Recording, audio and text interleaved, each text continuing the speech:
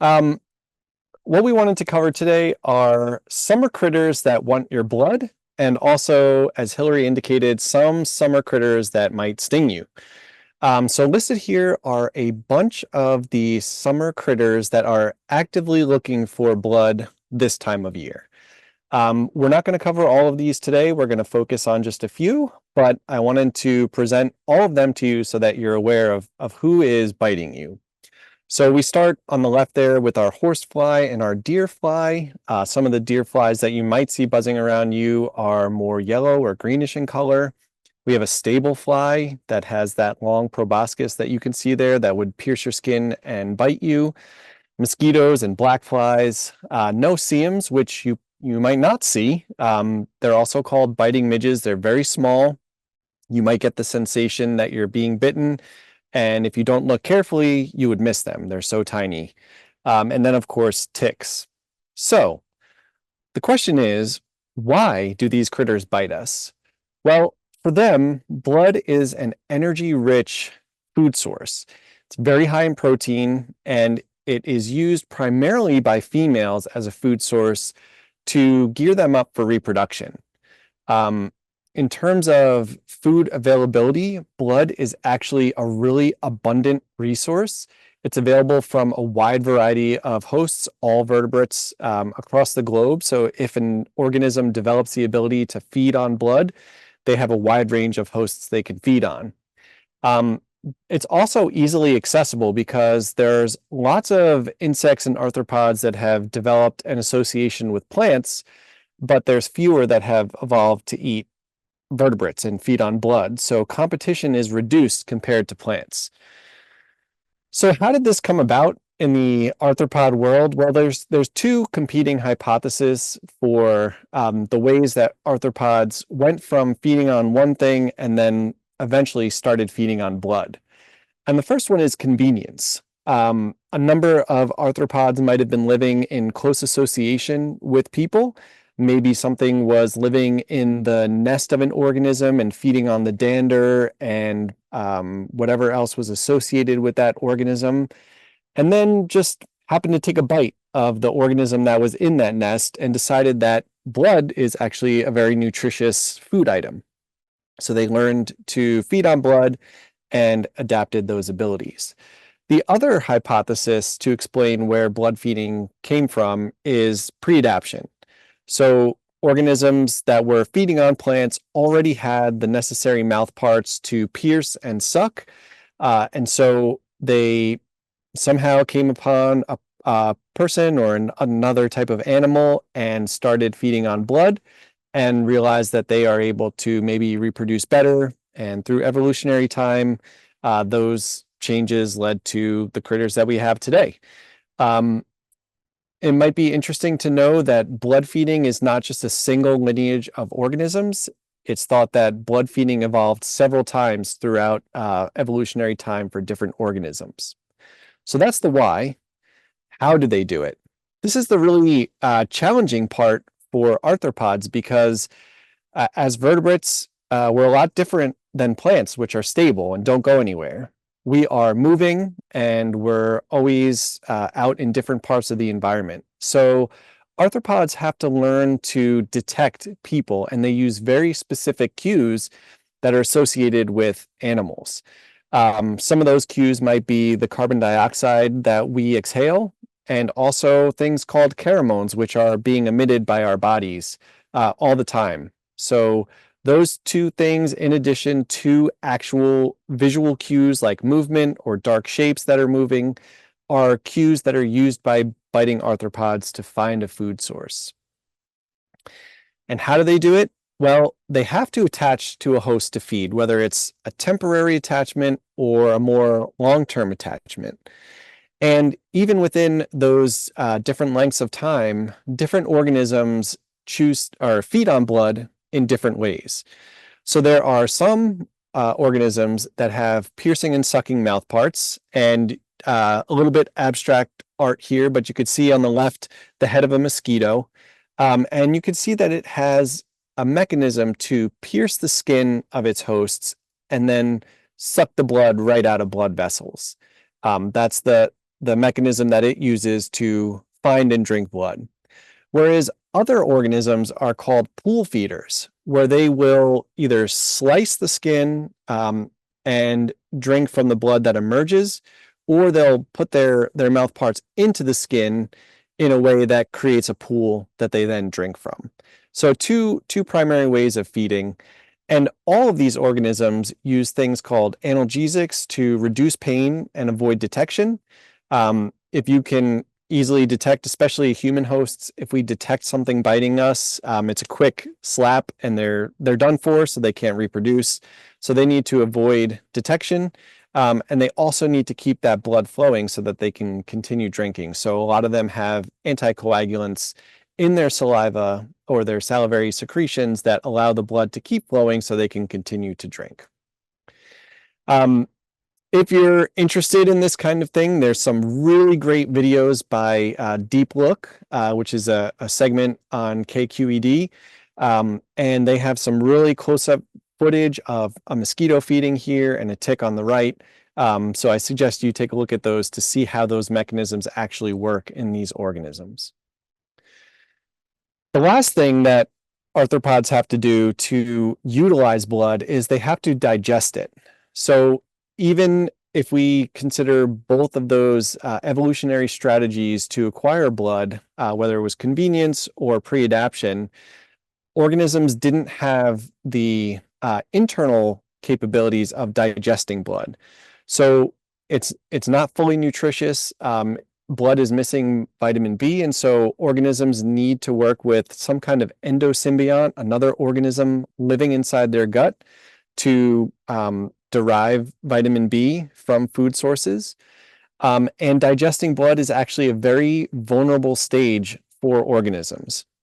You could see this great illustration or pictures here from a tick encounter at the University of Rhode Island, where over time ticks are getting larger and larger as they continue to feed in their blood meal. And by day 7, they're this bulbous, huge sack of blood inside that organism, which makes them very slow when they're moving, and it's really difficult for them to get around. So any organism that's taken a large blood meal, like a mosquito, they're going to fly a little bit slower. They're going to be sluggish. Bed bugs that feed and expand are very slow moving and are not as cryptic. So it's very dangerous for them to be this fully engorged, but that allows them to process the blood slowly and derive all the nutrition they need. So we're going to jump into some of the organisms that are blood feeders, and we'll talk first about the world's deadliest animal. We hear that phrase and we might think we're talking about sharks or something else. In fact, we're talking about mosquitoes. Mosquitoes kill more people per year than any other organism on Earth, including other people. So mosquitoes are extremely dangerous for people, especially in certain parts of the world. So as Hillary indicated, I'm going to ask you over time, if you can, to type into the chat through our presentation. So here's just a multiple choice question. If you can type into the chat, where do mosquitoes actually come from? Do they travel far distances to find you? Do they breed right there in your yard? Or do you have no idea? This is all new information for you. I'll give it just a couple of seconds. People may just be relaxing and eating dinner and not wanting to type.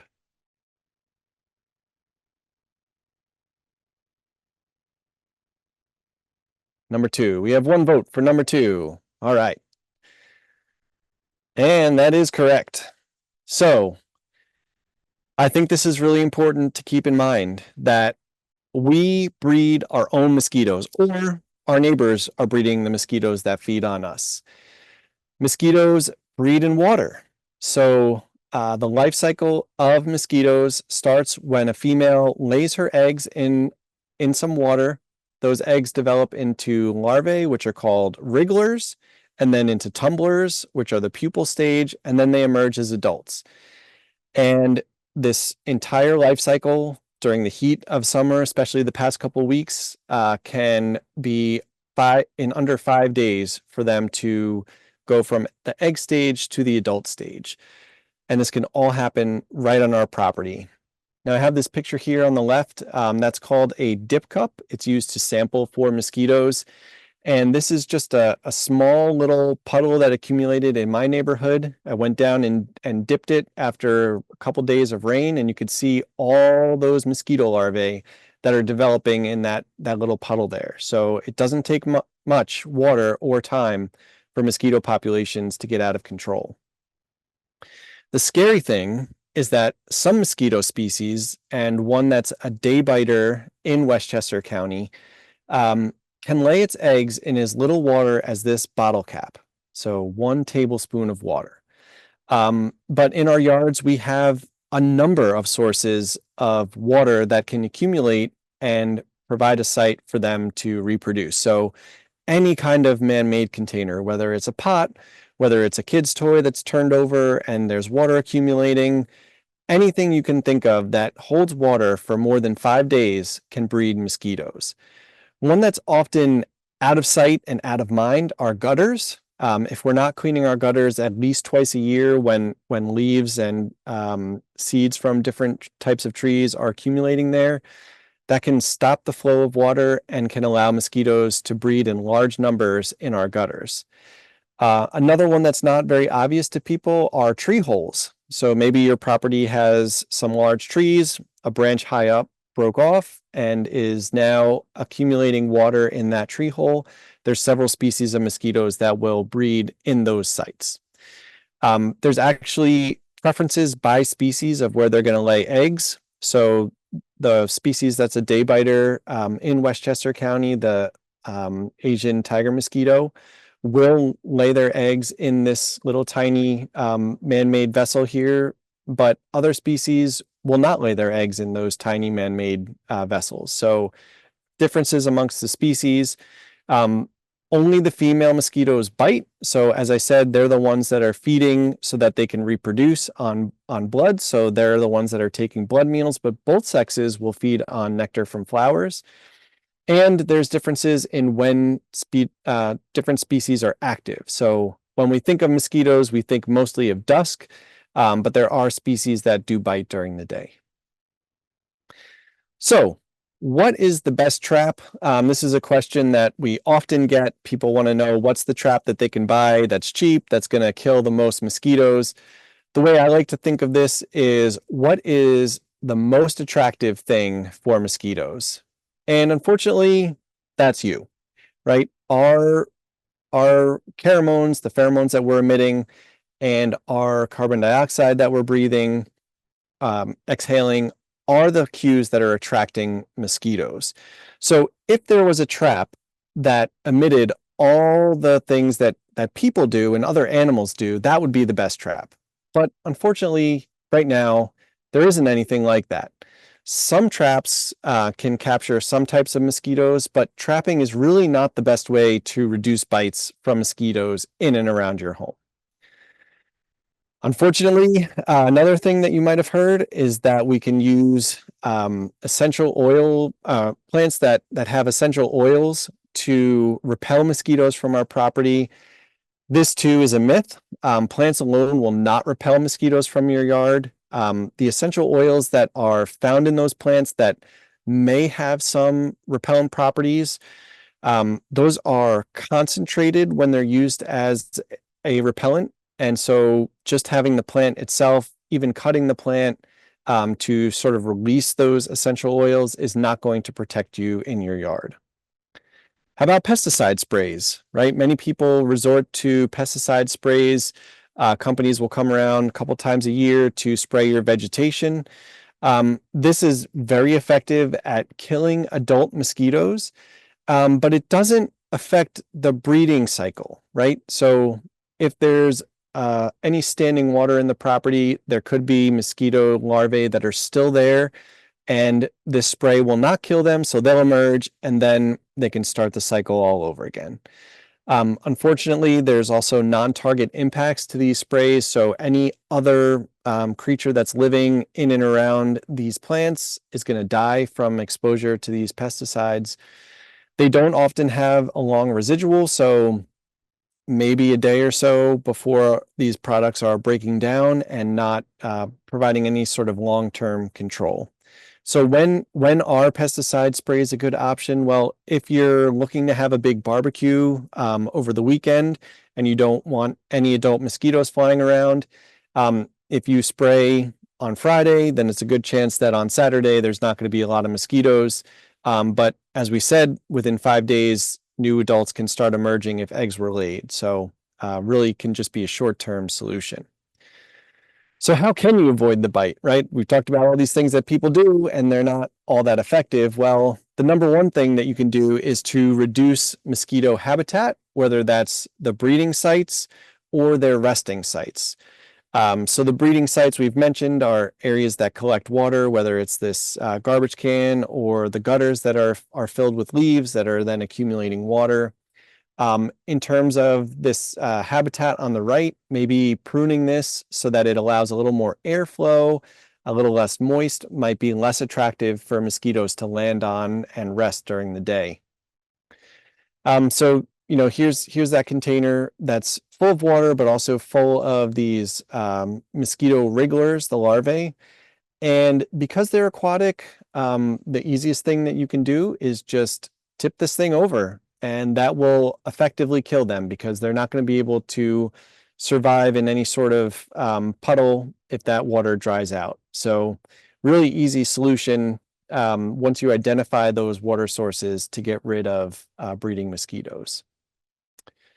How else can you avoid the bite from mosquitoes? Well, you could dress to cover your skin. If you're going outside at dusk, pants and a long sleeve shirt usually isn't too uncomfortable even this time of year. You can use an effective repellent, and there's a lot of guidance from the EPA. You can go to this website listed below that has a tool for you to figure out what's the best product for you. How long are you going to be outside?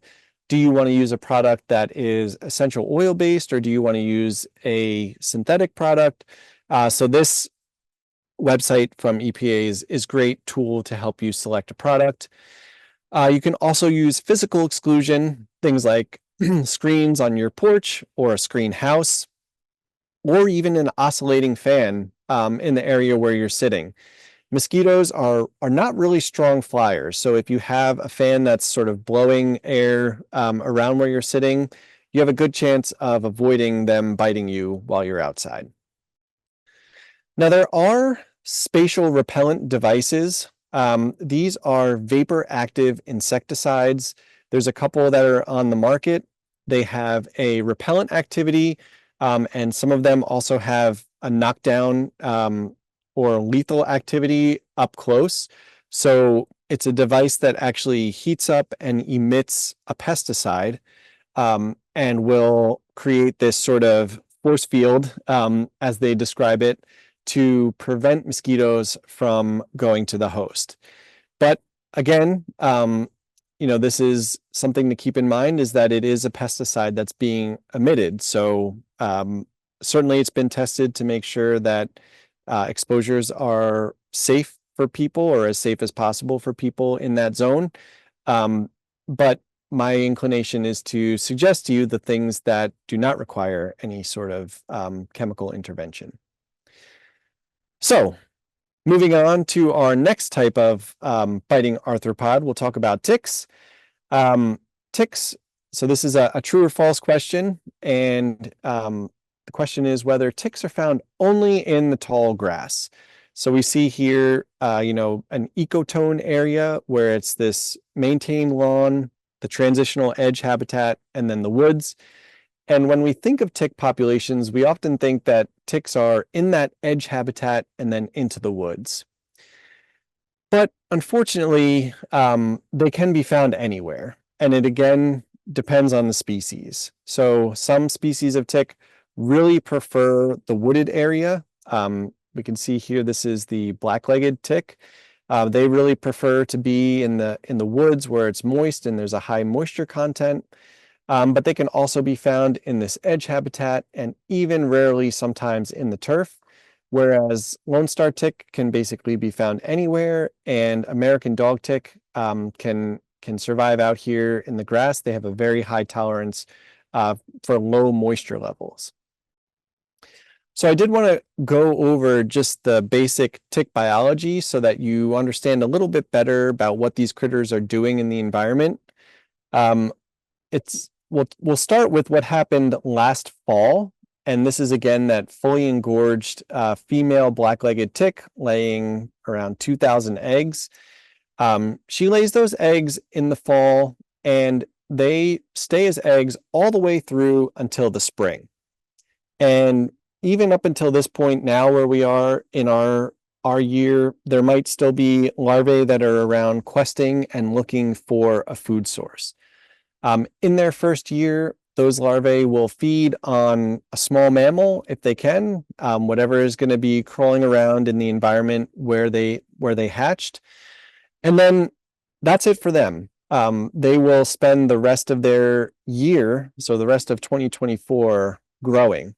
They'll drop down into the leaf litter, and then next year in the spring, they will emerge as nymphs. And nymphs also have a preference for those small mammals that are foraging in the leaf litter. But other hosts that come into that environment can also pick up ticks.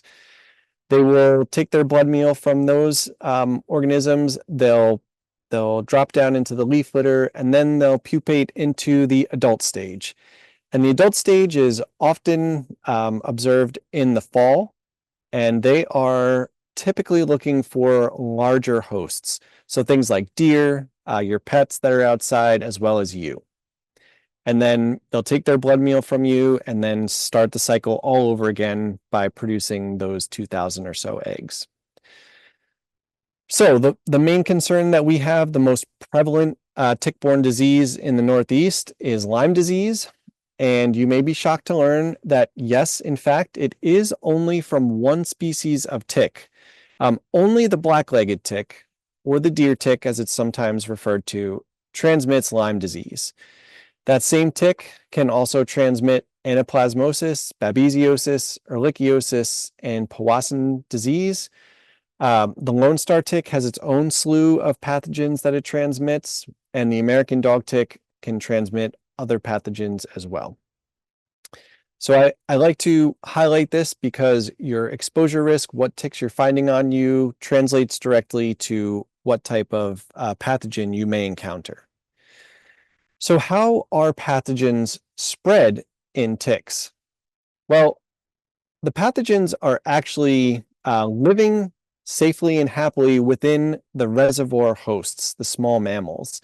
Things like white-footed mice or deer mice and chipmunks can be carrying those pathogens. The tick larvae will feed on those organisms and then acquire the pathogen.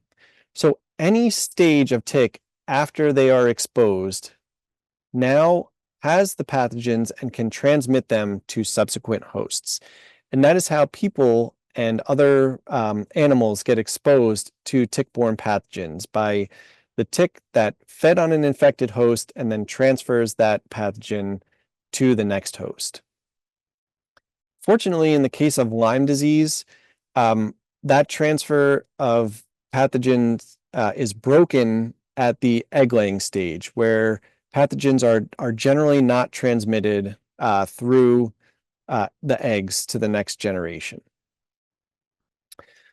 The good news here is that you can protect yourself from ticks. So there are a number of things that we can do to keep ticks off of us, and also to remove them in a timely and safe fashion so that we are not exposed to tick-borne pathogens. The first thing that we like to recommend is the use of clothing treatments to protect your gear. Permethrin is a pesticide that is applied to clothing when it's off of your body. We would follow the label instructions on the product that we purchase to treat the clothing and allow it to dry. And after it's dry, that product is an acaricide that will actively kill ticks that crawl up your clothing, on your boots, on your socks, on your pants, etc. Now, there are products that you can buy to treat your clothing, but clothing treatments that are done professionally tend to last longer. So you can purchase clothing that has been pre-treated from outfitters like Columbia, LL Bean, and REI. Or you could take your clothing that you love, your favorite pants that you wear out when you're hiking, and send them to a company called Insect Shield, and they will treat the clothing, send it back to you, and now it will last much longer and provide longer duration of protection than if you treated the clothing yourself. Repellents can also help you avoid ticks, but it's important to note that not all repellents are equally effective. Some products have relatively little efficacy at repellency, and those are often the products that are essential oil based. There's not a lot of testing that goes on to document the efficacy of those products, whereas synthetic repellents are tested and they are known to keep the ticks away from you, ticks and other biting arthropods, for 4 to 5 hours. If we're talking about DEET that has a concentration of 20 to 30%, and picaridin that has a concentration of 20%. So when you're looking for products, you want to look for things with DEET, picaridin, IR 3535, which was the active ingredient in Skin So Soft products, and then products that have oil of lemon eucalyptus. We can also prevent ourselves from bringing clothing or other gear into the house with ticks on them by using isolation techniques. You see here, I came out from the field. My clothes could have had ticks on them. I had a stash of clothing outside to change into before I jumped in the shower. And I dropped all my other belongings into this large zippered bag where I would leave everything until I had time to throw it in the dryer. Dry heat is very effective at killing all kinds of arthropods. If we put clothing into the dryer for 20 minutes on high heat, it will kill all stages of ticks and any other critter that's been crawling on your clothing. So, true or false, you have 24 to 48 hours to remove a tick. Well, unfortunately, in this case, it's false. Whereas this might have been the case in terms of Lyme disease, it's now known that other pathogens are transmitted by the same tick and much more rapidly. So Powassan virus can be transmitted to people in under 15 minutes. So even if you've treated your clothing, you've worn a repellent, you've isolated your clothing, and then ran it through the dryer, it's also really important to do regular tick checks, not just when you get back, but also while you're out in the field, looking on yourself, you're in the garden, just looking to see if there's a tick on you and to remove that critter. When we do tick checks, we want to think about the areas that are a little bit cryptic and maybe a little bit moist. So our groin, belly button, armpits, the base of our hairline, behind the ears and behind the knees. These are areas that ticks like to hang out and attach to our skin. The best way to remove a tick, there's a lot of misconceptions about this. The best thing to use is a pair of pointy tweezers to grab as close to the head as possible. And then you want to pull gently and slowly with a steady motion to remove the tick from the skin. And you can see in this graphic that the skin is being pulled here. I can attest that it doesn't hurt. It may look painful, but those mouth parts have barbs, and they've also secreted a cementing solution to keep themselves stuck onto the host.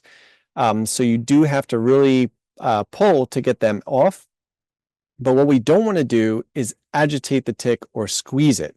We just want to get the mouth parts and pull as best we can. We don't want to burn them, we don't want to suffocate them, and we don't want to twist them.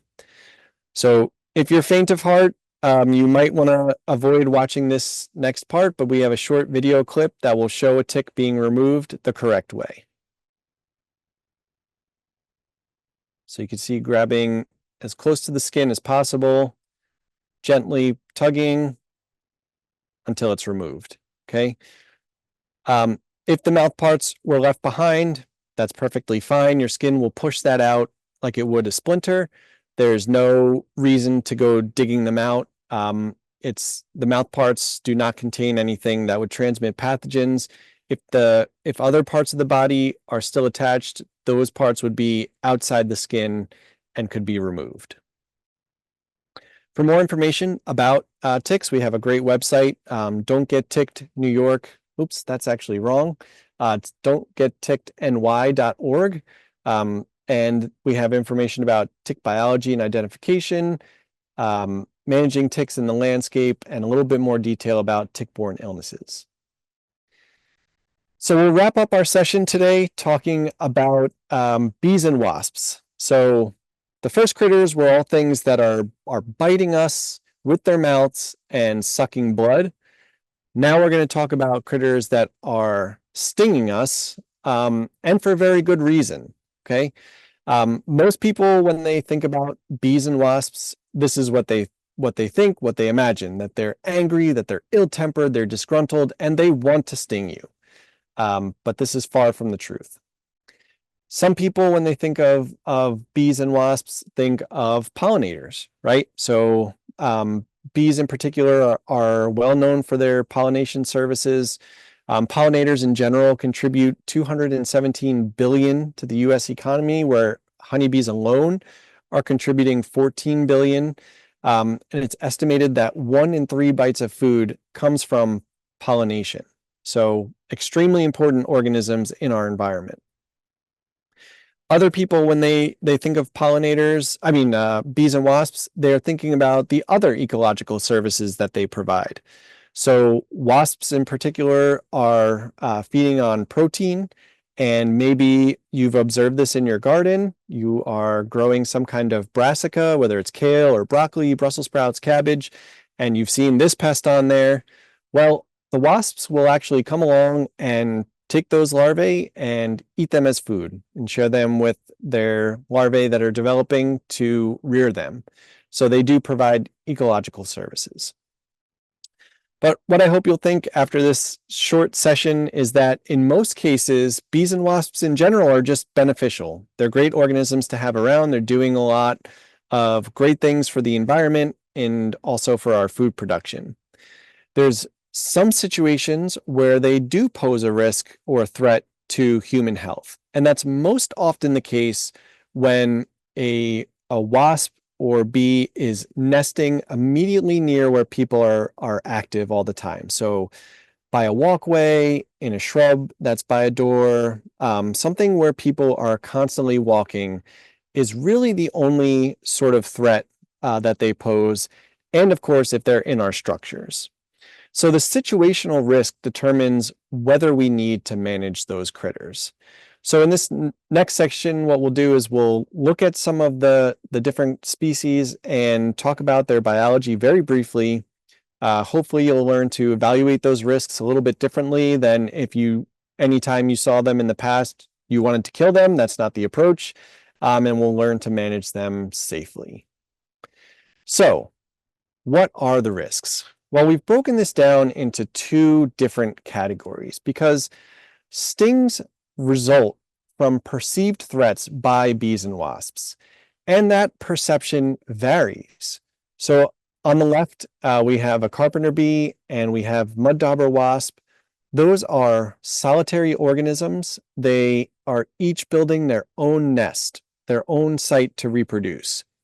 So when they are threatened, there's not a colony or a group of organisms that they're trying to defend, not one queen that's laying eggs that they want to protect. So the risk of being stung by these critters is pretty low because they're not looking to sting to defend. They're looking to use their stinger to subdue prey, and also in individual defense if you're picking them up and squeezing them. So I doubt many people are trying to do that. So the instances of being stung by solitary bees and wasps is pretty low. When the risk is high is when we're talking about social insects. So we see on the right here a yellow jacket nest that's built on a shed. If you approach this, if these guard insects observe you, they will sting to defend because they have a colony of organisms. They have a queen inside that's laying eggs, and for the good of the community, they will sting to defend. So how many times can they sting? Well, honeybees can actually only sting once. Their stinger has barbs, and when it injects itself into the skin, it gets stuck and continues to pump venom into the predator or the organism that was threatening them. But for all other bees and wasps, they can sting multiple times. So yellow jackets, carpenter bees, bumblebees, they can jab you multiple times. And as long as they have enough venom, they will continue to create those sores that can be painful and then itchy. The stinger is a modified egg-laying structure, so only female bees and wasps are capable of stinging. So some common social bees and wasps are going to be our paper wasps. You've probably observed them because they have an open comb nest where you can see the larvae developing. You can see them here. You could see capped chambers that have the developing pupa. And then you'll see all the organisms in the population right there on the open comb. We have our bumblebees. They are social as well. And then our bald-faced hornets and our yellow jackets, which are a variety of species. They may be nesting with aerial nests that are in trees and on structures, in ground nests where they've created a nest in the soil, or void nests in structures. So what is their life cycle? Queens will overwinter. So at some point last fall, new queens were created, and they will look for a safe place to survive the winter. In the spring, they emerge and they start gathering resources to build a nest. You may have seen this odd behavior before where a bee or wasp is scratching itself on wood, and it is actually collecting the pulp from that wood to use in making a paper nest. They'll be the only ones foraging because they're the only individual at that time, and then they'll lay their first set of eggs. So early in the spring, maybe a couple weeks ago, you might have observed sort of larger yellow jackets just kind of bumbling around your house, looking at the structure, looking if they can go in and out of different cavities. And that's what they're doing. They're assessing where they could build their nest that will be protected, and they can expand their colony. After that initial egg laying, the colony starts to expand. So that first batch emerges, and they take over all the responsibilities for foraging and rearing of future offspring. And the queen's sole responsibility is going to be creating more eggs and more offspring. Colony continues to expand and will peak in summer. For some of these organisms, we see these big, large football-sized nests. This is likely a bald-faced hornet. And then in the fall, the colony starts to decline. New queens and males have left the nest, and things start to get crazy, right? We start to see this really crazy behavior from these guys that we'll take a closer look at. So, true or false, wasp decoys deter nesting. You might have seen this on social media where someone takes a paper bag and they hang it up because they think that'll deter other wasps from building their nest nearby. There's actually products that you can, or not products, but decoy nests that you can purchase to hang around your home. This is extremely unlikely to have any effect on yellow jacket or wasp populations. At our main base there in Geneva, New York, I observed these 3 yellow jacket or aerial nests all right next to each other. And unlikely that one was deterred from the others because there's plenty of resources for them all to utilize in this environment. So extremely unlikely for those decoys to have any effect on new nests being built. Now, this is predicated on the fact that people believe that bees and wasps will reuse their nests. But here in the Northeast, nests are annual. So they're made in the spring, they build and get larger through the summer, and then that's it. They will not be reused the next year. Some organisms may be still in that nest over the winter time. So if you were to disturb this large nest that you see here in the winter, there may be some overwintering organisms in there, but they're not going to reuse that nest because it's totally abandoned. So now, who are the solitary bees and wasps that we don't really have to be too concerned about being stung from? So that includes things like ground bees. You can see this little bee right here. This is a female bee. Each female ground bee will dig her own individual nest. So if you were to destroy it, she'd just say, all right, I'll go build another nest. It's not worth me dying to defend this one nest. I can build another. Cicada killers, same sort of thing. So our cicadas in the Northeast will start emerging pretty soon. The dog day cicada, as we see here. Really cool to watch. Cicada killers catch these guys on the wing, fly by, grab them out of the air, use that stinger to paralyze them, drag them back to their nest, put them in the ground, and their eggs are laid on that or in that cicada and then develop into larvae and adults or pupate by feeding on that cicada. So pretty cool life cycle. Again, they're not going to defend it because it's just their nest. And same thing for mud daubers. You might see these guys flying around now. If you have wet mud around your house, you might see them collecting mud to start build these beautiful pipe organ structures. Solitary, so they're not going to sting unless handled. So who's who of the black and yellow bees? We've looked at both of these already. If they have a hairy hiney, so we're looking back here, we see that fuzzy bottom. That is going to be our bumblebees. They are social, so if they have a nest, they will defend it. Versus the shiny hiney, you can see how there's no hair here. It's very smooth. That's from carpenter bees, and they are solitary, so they will not defend their nest. Now, you may be thinking, yeah, but I've seen carpenter bees dive bomb me and buzz me and try and intimidate me. Well, that's exactly what they're doing, because that is the male carpenter bee that has this yellow part on his face. That's the male who doesn't have a stinger, and they are just trying to intimidate you so that you don't interfere with the females that have a black face and are nesting. So again, realizing that the males cannot sting, they're just trying to intimidate us, makes the threat of being stung seem much lower because the females are relatively cryptic and staying inside their nests. So what should you do in terms of stinging insects? How do you avoid being stung, or how do you prevent any incident from happening around your home? Well, my advice is if they're solitary and you can, just leave them alone. I know some people, if they are going to walk outdoors barefoot, they're concerned about things like the ground nesting bees because they don't want to step on them. So I can understand wanting to do something there, but otherwise the solitary organisms are not going to actively try to defend anything or sting you.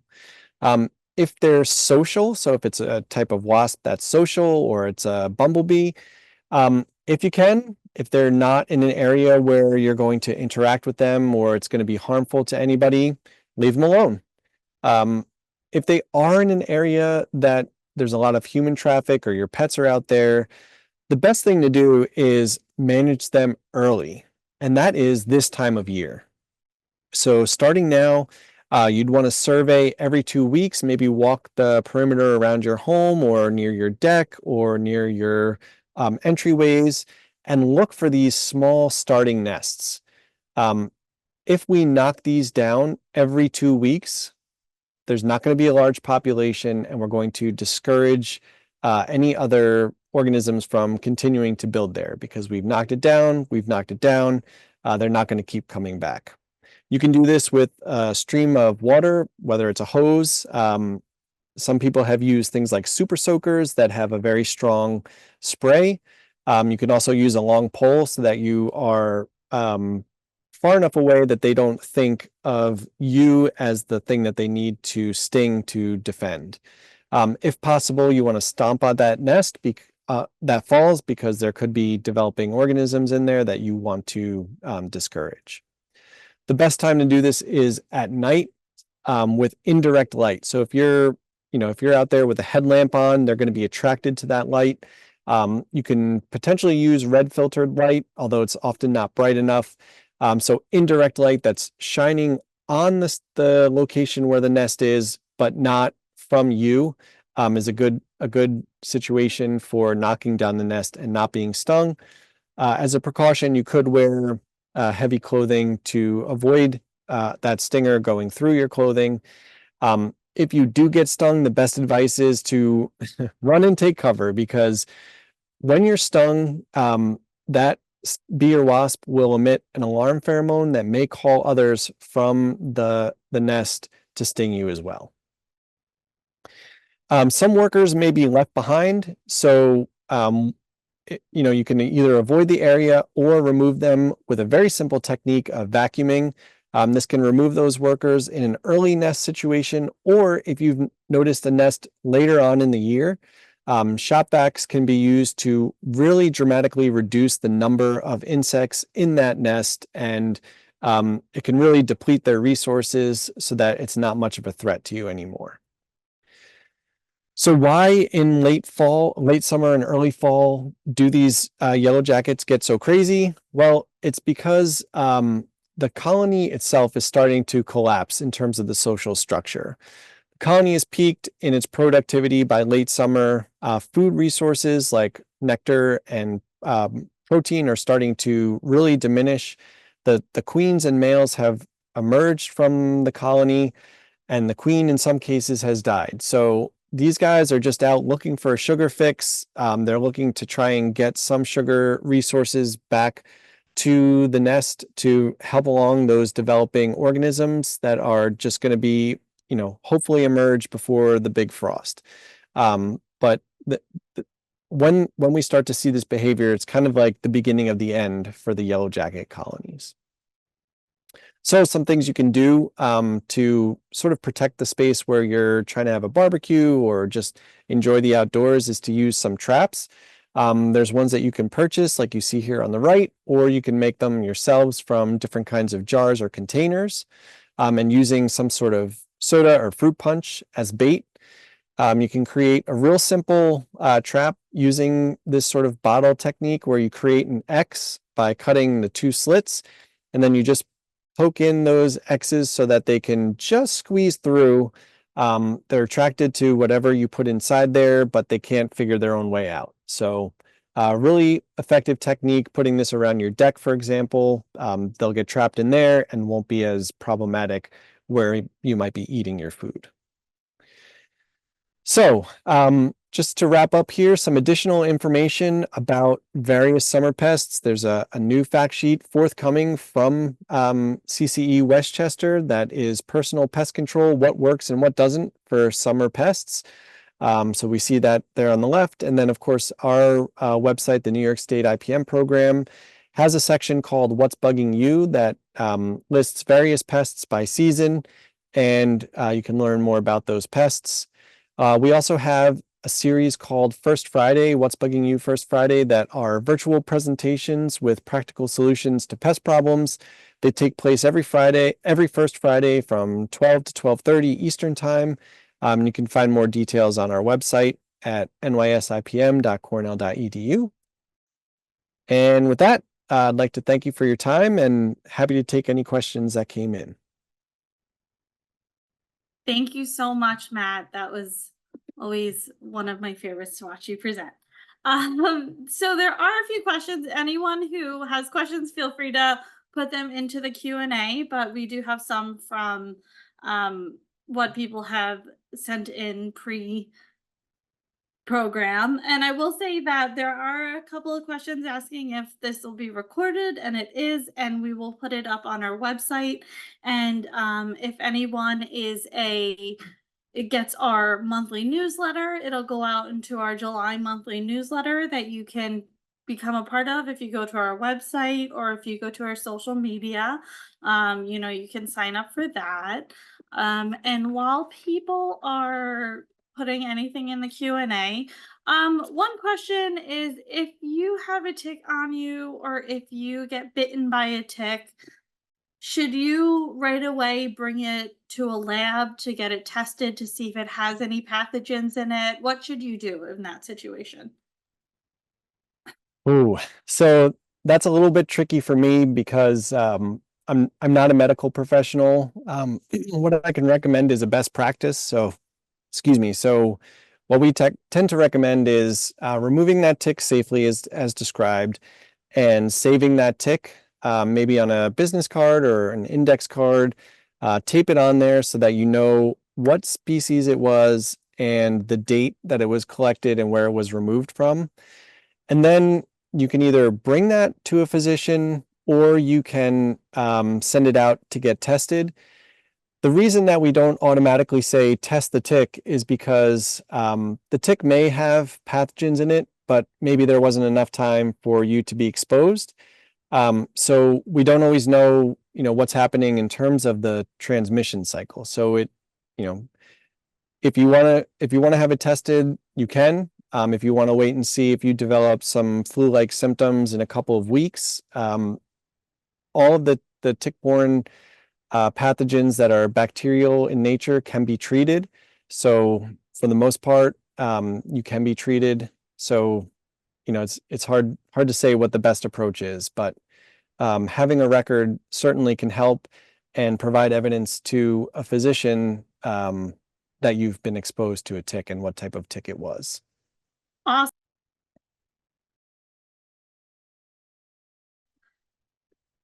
Sorry about that. And another question about mosquitoes.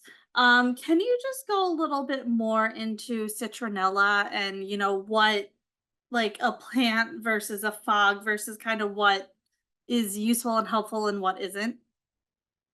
Sure. So citronella is one of those essential oils. It comes from a plant, and the active ingredient is concentrated from those plants. And it's thought that, you know, citronella has some effect against mosquitoes. That's been sort of the lure, but the research has actually shown that it isn't very effective at repelling mosquitoes at all.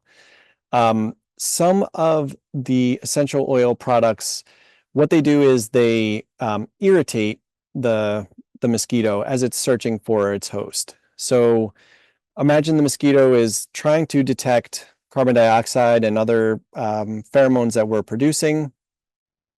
If they are exposed to high concentrations of certain essential oils, it's exciting their neurons and telling them to get away from that source. Whereas things like DEET and the other synthetic repellents, it's working by sort of masking the human sense or the animal sense. So instead of it having this sort of push effect to make the mosquito go away, it is completely hiding the host from detection. So citronella sells great, but there isn't a lot of efficacy data to support its use. Awesome. And then two questions with regards to ticks.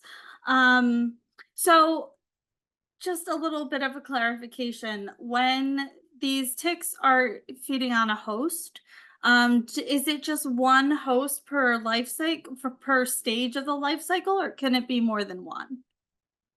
Good question. So typically it is one host per stage. So the larva emerges and it feeds on one host and then drops off and emerges as the nymph, feeds, drops off, and same for the adult. Um, I suspect that if it's an incomplete feed, if it's somehow removed, which seems really unlikely because they are cementing themselves and attaching, but if it was removed and it didn't get a complete blood meal, I suppose it's possible to take blood meals from two hosts, but in general, they tend to feed on one host at each stage and then move on to the next stage. And how does the a product like DEET work? So that it's the same for ticks as it is for mosquitoes. It really just makes you, quote, invisible to the biting organism because It blocks the receptors that are being used to detect carbon dioxide and other cues that are used by those organisms. Awesome. And then a couple about bees and really wasps rather than bees. So we get a lot of questions about giant hornets and whether we're seeing giant hornets in Westchester, and people bring samples or send pictures of things like, like a European hornet or something like that. Can you give a little bit of information about, the differences maybe between some of those? I think the easiest thing for people to do is to maybe look at some of the visual resources that are available online. Um, and European hornets, they show up. They're the one true hornet that we find in our part of the world. The bald-faced hornet, which is given that name, is actually a yellow jacket species. So it's not a true hornet, but the European hornet is. And that's a large insect. So people see that and they think this must be the giant Asian hornet. But if you look at the resources, you can see measurements, and you can measure those European hornets and see that no, these are much smaller than the than the Asian hornet. So there's a lot of great resources out there to help distinguish them. Some of the coloration is different in the markings as well, but size is a very big differentiator.